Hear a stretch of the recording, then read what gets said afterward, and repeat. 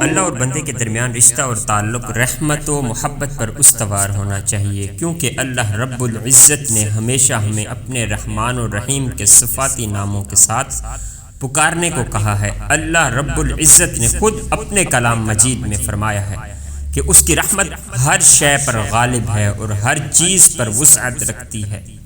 ارشاد فرمایا اور میری رحمت ہر چیز پر وسعت رکھتی ہے۔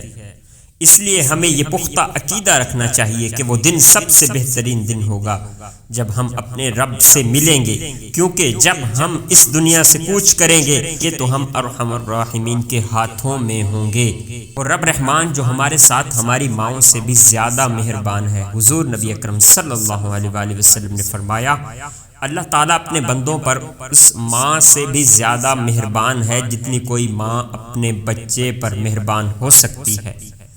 حضور نبی اکرم صلی اللہ علیہ وآلہ وسلم نے ایک اور مقام پر فرمایا کہ اللہ تعالیٰ نے رحمت کے 100 حصے بنائے ہیں، جن میں سے اس نے 99 حصے اپنے پاس رکھ لیے اور ایک حصہ زمین پر نازل کیا۔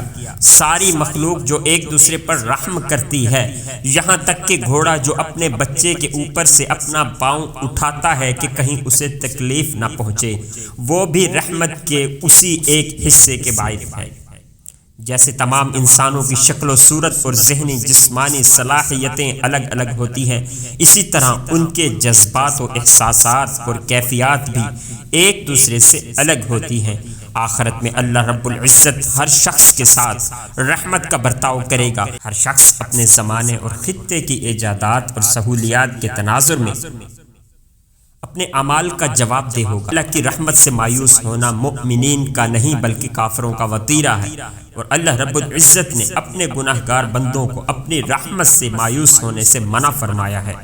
ارشاد فرمایا آپ فرما دیجئے اے میرے وہ بندو جنہوں نے اپنی جانوں پر زیادتی کر لی ہے، تم اللہ کی رحمت سے مایوس نہ ہونا، بے شک اللہ سارے گناہ معاف فرما دیتا ہے، وہ یقیناً بڑا بخشنے والا بہت رحم فرمانے والا ہے۔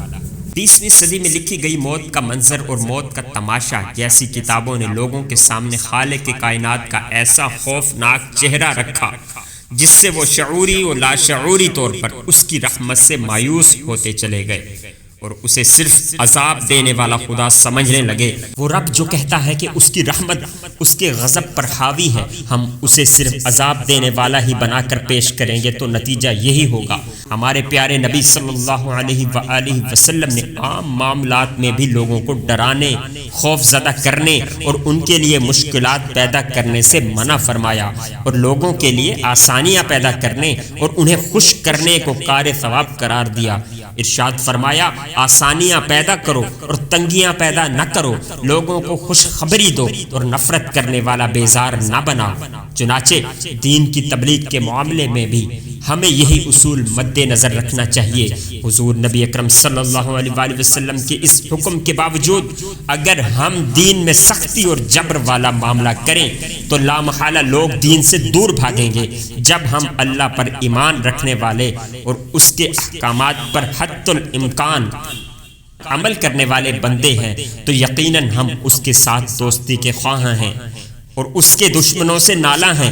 ایسے بندوں کو ڈرانے کے لیے ان کے سامنے خدا کو قہر برسانے والا بنا کر پیش کرنا دراصل زبردستی کے خوف میں مبتلا کرنے والی بات ہے۔ ایک حدیث قدسی میں اللہ رب العزت کا فرمان ہے کہ میرا بندہ میرے متعلق جیسا خیال رکھتا ہے میں اس کے ساتھ ویسا ہی معاملہ کرتا ہوں، جب وہ میرا ذکر کرتا ہے میں اس کے ساتھ ہوتا ہوں، اگر وہ اپنے دل میں میرا ذکر یعنی ذکر خفی کرے تو میں بھی اپنی شایان شان کے اپنے دل میں اس کا ذکر کرتا ہوں، اور اگر وہ جماعت میں میرا ذکر یعنی ذکر جلی کرے تو میں اس کی جماعت سے بہتر جماعت یعنی فرشتوں میں اس کا ذکر کرتا ہوں۔ حضرت ابو ہریرہ رضی اللہ تعالی عنہ فرماتے ہیں کہ ایک دیہاتی نے حضور نبی اکرم صلی اللہ علیہ وآلہ وسلم کی خدمت میں حاضر حاضر ہو کر عرض کیا یا رسول اللہ صلی اللہ علیہ وآلہ وسلم روز قیامت مخلوق سے کون حساب لے گا؟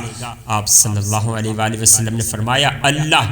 وہ کہنے لگا کیا واقعی اللہ خود حساب لے گا؟ فرمایا ہاں خود اللہ حساب لے گا۔ یہ سن کر وہ کہنے لگا رب کعبہ کی قسم پھر تو ہم نجات پا گئے۔ آپ صلی اللہ علیہ وآلہ وسلم نے فرمایا اے اعرابی وہ کیسے؟ اس نے کہا وہ اس طرح کہ اللہ سب سے کریم ہے اور جب کوئی کریم شخص کسی پر غالب آتا ہے تو وہ اسے معاف کر دیتا ہے۔ حضور نبی اکرم صلی اللہ علیہ وآلہ وسلم نے ارشاد فرمایا جب اللہ تعالیٰ نے مخلوق کو پیدا فرمایا تو اپنے پاس عرش کے اوپر لکھ دیا بے شک میری رحمت میرے غضب پر سبقت لے گئی ہے۔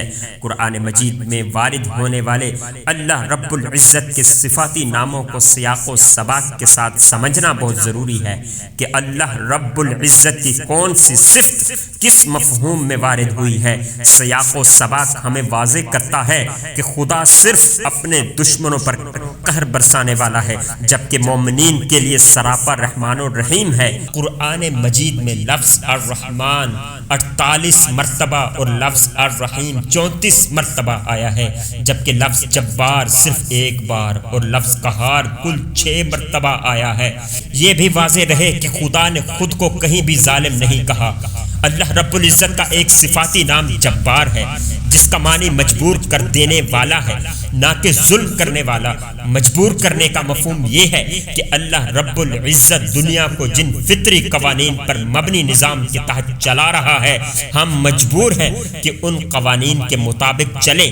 مثال کے طور پر انسان مجبور ہے کہ وہ پرندوں کی طرح نہیں اڑ سکتا، ہاں مگر رب کے طے کردہ قوانین پر عمل کرتے ہوئے جہاز وغیرہ کی مدد سے اڑ سکتا ہے۔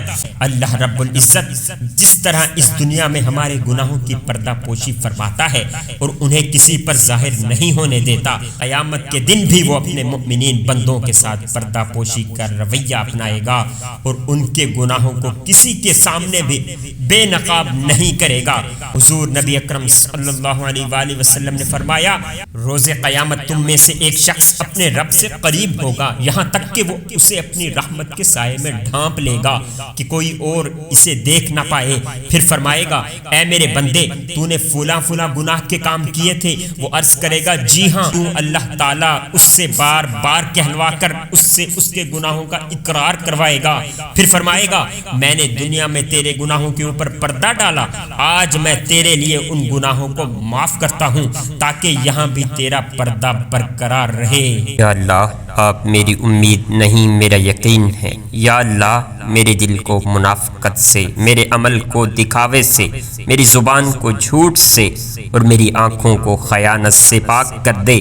ہم آزمائشوں کے قابل نہیں ہیں، ہمیں بس اپنی رحمتوں سے نواز دے۔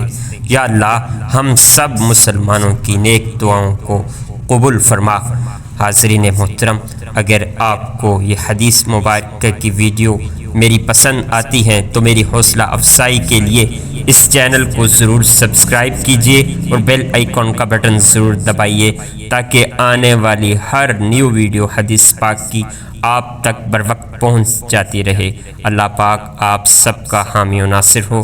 السلام علیکم ورحمۃ اللہ وبرکاتہ۔